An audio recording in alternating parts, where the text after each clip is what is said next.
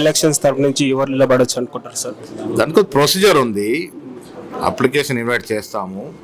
వచ్చిన అప్లికేషన్ ఎవరైతే బాగుంటుందో పీఈసీలో కొంత స్క్రూటినైజ్ చేసి ఏఎస్సీ పంపిస్తాం. ఏఎస్సీ అంతిమ నిర్ణయం తీసుకుంటుంది. ఓకే, కార్పొరేషన్ ఎలక్షన్స్ ఎలా ఉండవు? అన్నిటి కూడా సిద్ధమవుతా ఉన్నాం. నిన్న మా క్యాడర్ అంతా కూడా సమాయత్తం చేసాం.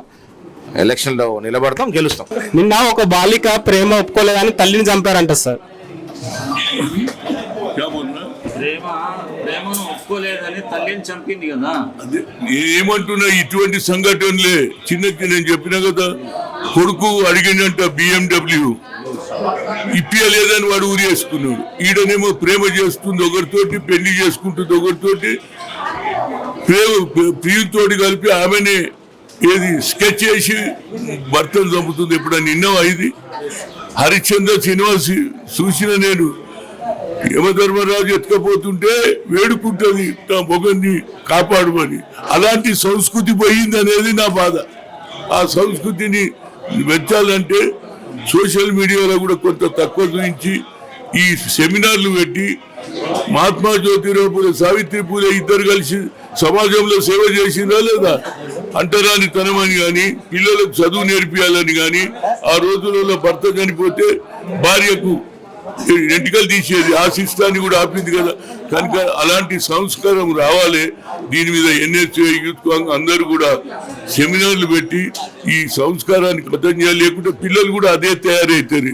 అదేవిధంగా మన సాఫ్ట్వేర్ ఇండస్ట్రీస్ ఉన్నది హైటెక్ సిటీలో ఆడ లివింగ్ స్పేసెస్ అని పెట్టిండ్రు. అంటే మగ పిల్లవాడు ఆడపిల్ల ఒకే రూమ్లో ఉండొచ్చు అంట. ఇది ఎక్కడ సిస్టమ్ అండి?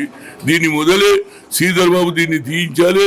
ఈ సిస్టాన్ని చేయాలి. మనం girls hostel separate, gents hostel separate ఉంటే ఒకే రూమ్ లో ఇద్దరు అబ్బాయి అమ్మాయి ఉంటే ఏమైతే చెప్పు.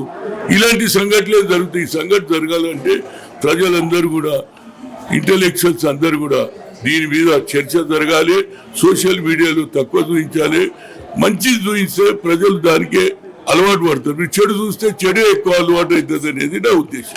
Congress social media activist Rajesh గారు అయితే మనతో ఉన్నారు. సో అడిగైతే తెలుసుకుందాం. సో నమస్తేనా? నమస్తే. చెప్పండి అన్న, రైతు రుణమాఫీ, రైతు బంధు గురించి చెప్పండి. ప్రతిపక్షాలు ఏమంటున్నారంటే ఇది రైతు రుణమాఫీ అందరు చేయట్లేదు అనేసి చెప్తున్నారు. సో దీన్ని ఏ విధంగా చూడొచ్చు? ఇప్పుడు బీఆర్ఎస్ పార్టీకి ఇది అంతా జీర్ణించుకోలేకపోతారు. ఇది ఓట్ల ముందే ఇస్తారు. ఇప్పుడు కేటీఆర్ ట్వీట్ పెట్టిండు కదా, ఓట్ల ముందే నాట్ల కోసం వేసింది కాదు, ఇది ఓట్ల కోసం వేసింది అంటున్నాడు. మీరు రైతులను ఏ రోజన్నా నిమ్మలంగా ఉంచారా? రైతులకు బేడీలు వేసిన చరిత్ర మీది కాదా? రైతులకు రుణమాఫీ చేస్తామని చెప్పేసి ఏళ్ల తరబడి జరిపితే ఓన్లీ వాటికి మిత్తిలు కట్టుకోనికే సరిపోయింది రైతులకు. ఆ రైతులకు పైసలు వేసిన దాఖలాలు. రైతులకు కాంగ్రెస్ పార్టీ ఏదైతే చెప్పిందో సన్నడ్లకు బోనస్ ఇస్తున్నారు. ఇంకా చెప్పని మాట సన్న బియ్యం పంపిణీ చేస్తామనేది చెప్పలే. ఎన్నికల మేనిఫెస్టోలో కూడా పెట్టలే. చెప్పకుండా కూడా రైతులు కడుపుండ తినాలి, పేదలు కడుపుండ తినాలనే ఆలోచనతోటి సన్న బియ్యం పంపిణీ చేస్తున్నారు. సన్న బియ్యం పంపిణీ జరుగుతున్నది. 500 రూపాయల బోనస్ ఇస్తున్నారు.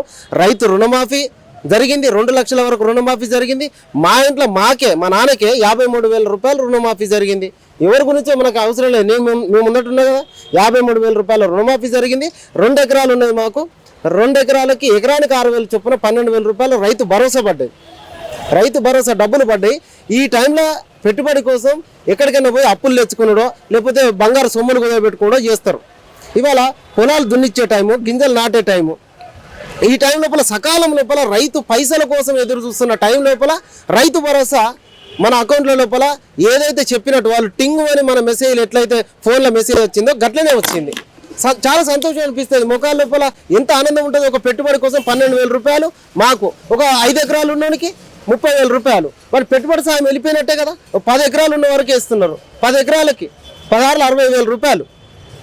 ఎట్లా ఇదంతా రైతుల పెట్టుబడి కోసం ప్రభుత్వం ఆలోచిస్తున్నారు. రైతు అసలు కాంగ్రెస్ పార్టీ పేటెంటే రైతు క్షేమమే కాంగ్రెస్ పార్టీ ధ్యేయం. రైతుల గురించి ఎవరైనా మాట్లాడాలంటే అది కాంగ్రెస్ పార్టీ మాట్లాడాలి. ఇది వాస్తవం కాదా? అంటే ఏమనిపిస్తుంది? ఇప్పుడు మన కళ్ళెదుట కనబడుతున్నది కదా రైతు క్షేమం అనేది. మీరు ఏం చేసిర్రు? రుణమాఫీ చేస్తామని ఏళ్ళకేంటి జరిపితే అది అటే పోయింది. ఎలక్షన్ల కోసం తెచ్చిన ఇది ఒక స్టంట్ అంటున్నారు. ఎలక్షన్ల కోసం మీరు ఏ స్టంట్ చేయలే? ఎలక్షన్ల కోసం దళిత బంధు ఎట్లా వచ్చింది? హుజరాబాద్లో దళిత బంధు ఎట్లా వచ్చింది? ఈటల రాజేందర్ రాజీనామా చేస్తే కదా దళిత బంధు పథకాన్ని తీసుకొచ్చింది. అది ఎలక్షన్ స్టంట్ కాదా? ఓకే. ఎలక్షన్ స్టంట్ కాదా అది? ఆ ఎలక్షన్ స్టంట్ పేరుతోటి దళిత బంధు తెచ్చి నీ లీడర్లు, నీ బావలు, బామ్మర్దులు, ఎమ్మెల్యే బావలు, బామ్మర్దులు, వాని తమ్ముళ్ళు, వాళ్ళు కదా దళిత బంధుల పేర్లు పెట్టుకున్నది. దళిత బంధుల పేర్లు పెట్టుకొని ప్రభుత్వ ఖజానాను అధికారికంగా కాజేసారు. బంగారు తెలంగాణను ఎట్లా చేసారు? దీన్ని మొత్తం బూడిద తెలంగాణగా మార్చేసారు. ఇక అట్లేం చెప్పి రాలే కదా అధికారంలోకి. రేవంత్ రెడ్డి మేము బంగారు తెలంగాణ చేస్తామని నేను చెప్పి రాలే కదా. మీరు వచ్చేసరికి ఇక్కడ మొత్తం చిప్ప మిగిలిస్తే ఒక్కొక్క పథకాన్ని ఇంప్లిమెంట్ చేసుకుంటూ కష్టమైనప్పటికీ ఒక్కొక్క పథకాన్ని ఇంప్లిమెంట్ చేసుకుంటూ సరి చేసుకుంటూ పోతా ఉన్నారు. చెప్పిన పథకాలు 6 గ్యారంటీలు ఇప్పుడు మన కళ్ళ ముందట మహిళలు ఫ్రీగా బస్సు ఎక్కుతలేరా? వాళ్ళు టికెట్ తీసుకుంటారా? జీరో టికెటే కదా ఇచ్చేది. 200 యూనిట్ల కరెంటు మా ఇంట్లో కూడా వస్తలేదా? 200 యూనిట్ల వరకు ఫ్రీ కరెంటు ఇది వస్తుంది కదా. 500 రూపాయల గ్యాస్ సబ్సిడీ కొన్ని దిక్కులో పడుతూనే ఉన్నది. రైతు రుణమాఫీ జరిగింది.